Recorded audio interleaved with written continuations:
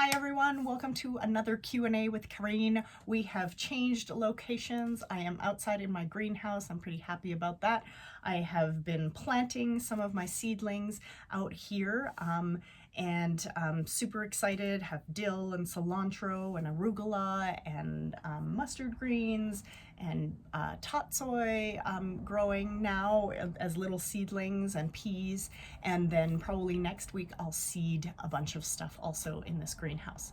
But I want to get to Karen's question, which is also relevant to me being in the greenhouse. But she asks, where do pill bugs fit into a healthy garden?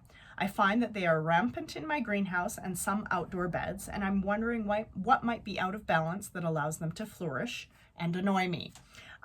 So great question, Karen. And for those of you who don't know, pill bugs are also known as roly-polies. They're actually a terrestrial crustacean. And you do find them very often in the context of a garden, a greenhouse. Oftentimes you'll see them in your compost piles. So in terms of Karen's first part of the question, where do they fit into a healthy garden? Pill bugs are actually, they're shredders, they're decomposers of organic material. So they do help out and contribute to that larger soil food web in terms of allowing organic matter, undecomposed organic matter, to eventually decompose and compost down. So that's kind of where they fit in.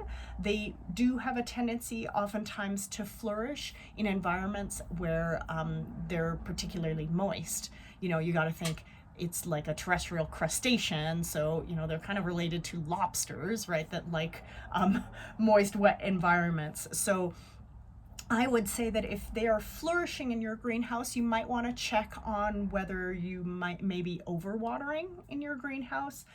The other thing would be that if you do have undecomposed organic matter, you know, they find that that's of course their job to start to break that down. So if you're using or have brought in compost that's not fully composted or decomposed, maybe that's why they're in your greenhouse environment or your outdoor beds. So I would say that in order to deal with that problem, you could do two things. You could look at your watering schedule to see if you are in fact overwatering. And then if there is a lot of undecomposed organic matter, you may want to take some of that away, at least initially at the beginning, because I know that pill bugs can start to eat your smaller seedlings, and so that becomes a concern. So that's, other than that, once seedlings are more established, they probably will bother them less. But I've found that when I have, say, in an outdoor garden bed, I've capped it with leaves and straw and maybe some of the old stalks and stuff from the garden the previous year, you will pull that stuff back and you will see those pill bugs in there a lot. So maybe at the beginning of the season, you know, pulling a lot of that material aside so that you're not creating that habitat for them might be a good idea until things are better established. I will also say that when I did have an overgrowth of them in my greenhouse, one year I would collect them and I'd feed them to the chickens. So I know Karen, and I know that she doesn't have chickens, but maybe she has friends that have chickens.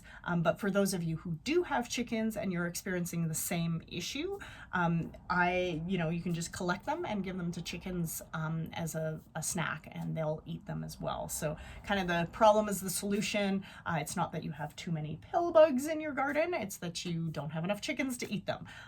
But you can find hopefully somebody that does. So I just collect them in like a little yogurt container and then bring them over to my chickens. So that's an option too. But I'd say, you know, they do like those moist environments, and so creating less habitat for them that way, and or understanding that, you know, if you pull that material aside, at least initially, to get seedlings established, and then you're able to use that as mulch later on once the seedlings are larger, that would probably be my recommendation as well. So let me know if you have any follow-up questions, or if any of you have any follow-up questions with regards to pill bugs. All right, thanks so much. We'll see you next week.